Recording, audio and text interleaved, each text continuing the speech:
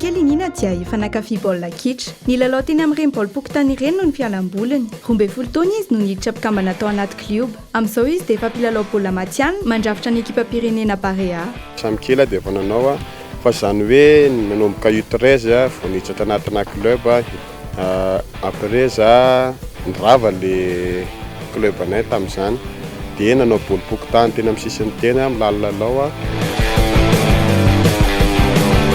tsy nieritseritsy fa le hoe araka maha-baolipoko tany azy zay moa izany baolipoko tany any le hoe tsisy tanjona.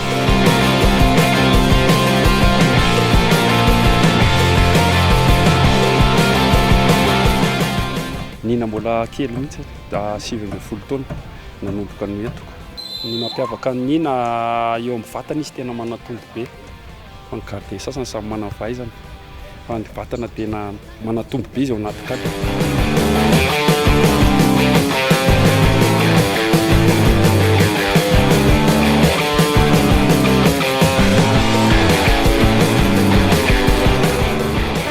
Ataoko hoe fierté le izy zay rehetra araka ny teneniko teo niara-ny omboan'le izy niaraka niady tamin'le izy dia zay rehetra koa niara-tsy nanam-po hoe ay ny olona na Madagasikara mivoaka manao match afaly ny olona.